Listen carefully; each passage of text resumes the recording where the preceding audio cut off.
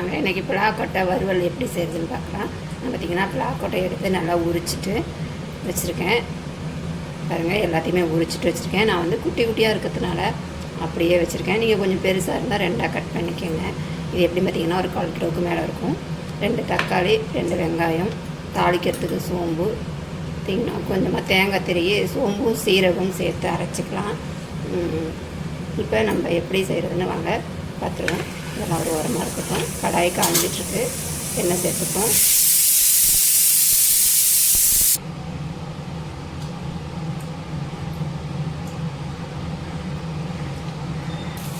எண்ணெய் காஞ்சிருச்சு.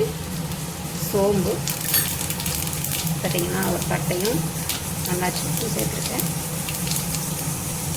சோம்பு பொரிஞ்சிருச்சு. கட் பண்ண வெங்காயத்தை சேர்த்துப்போம்.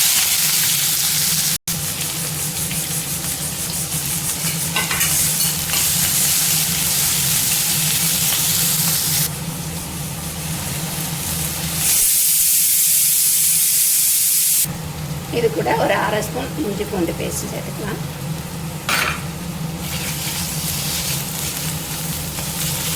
வெங்காயம் பாருங்கள் நல்லா வதங்கிடுச்சு.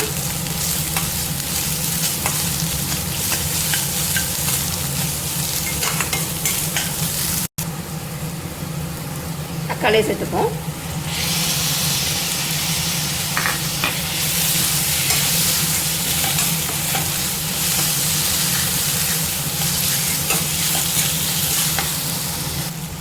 பாருங்கள், இப்போ தக்காளி நல்லா வதங்கிடுச்சு. நம்ம பலாக்கொட்டையை சேர்த்துக்கலாம்.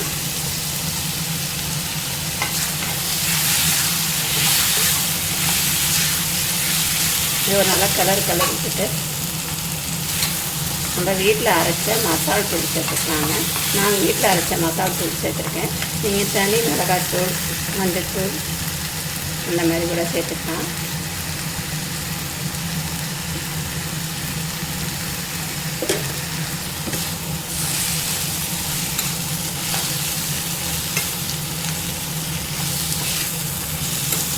இது நல்லா 1 நிமிஷம் நல்லா கிளறி வச்சுக்கலாம்.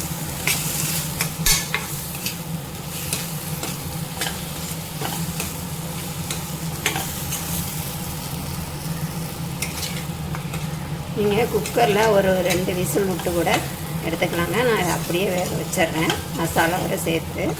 மசாலாவோட சேர்த்து வேகும்போது நல்லாயிருக்கும். உங்களுக்கு டைம் இல்லைன்னா ஒரு குக்கரில் ஒரு 2 விசில் விட்டு எடுத்துக்கோங்க. பலாக்கொட்டை நல்லா வெந்துடும்.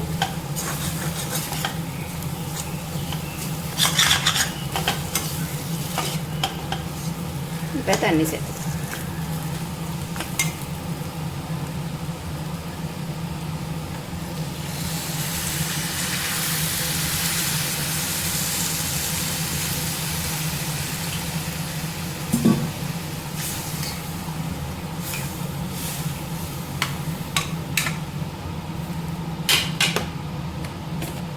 இது கூடவே உப்பு சேர்த்துக்கலாம்.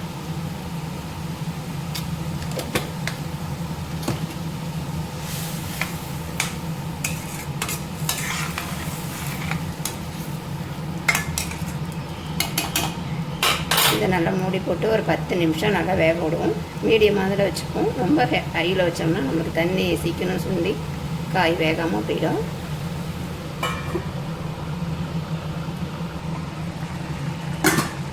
இதை நம்ம அப்பக்கப்போ கிளறி விடணும்.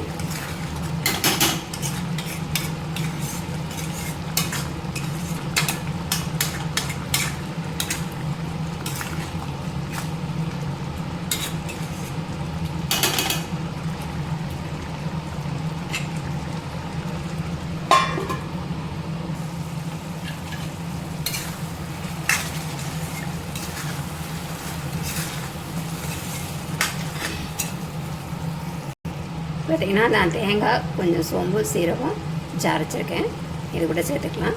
நீங்கள் வெறும் தேங்காய் பால் கூட எடுத்து கூட சேர்த்துக்கலாம், நல்லாயிருக்கும். இது பார்த்திங்கன்னா சாதத்தோடு பிசைஞ்சு சாப்பிட்றதுக்கு நல்லாயிருக்கும். நான் பார்த்திங்கன்னா இன்றைக்கி தயிர் சாதத்துக்கு இது வச்சுருக்கேங்க. செம அட்டகாசமாக இருக்கும். நீங்கள் இது மாதிரி செஞ்சு பாருங்கள். இது பலாக்கொட்டை சீசன் இல்லையா, முடிய போது கிடைக்கும்போது வாங்கி சாப்பிடுங்க. இதில் மேலே கொஞ்சமாக கரம் மசாலா பொடி சேர்த்துப்போம்.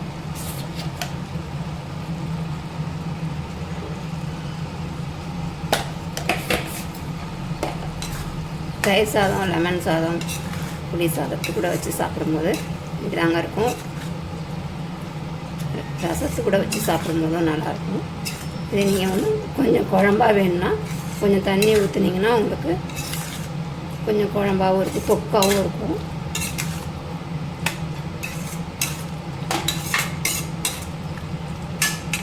தேங்காய் ஊற்றிருக்கோம் இல்லையா, இன்னும் ஒரு 2-3 நிமிஷம் நல்லா வேகட்டும்.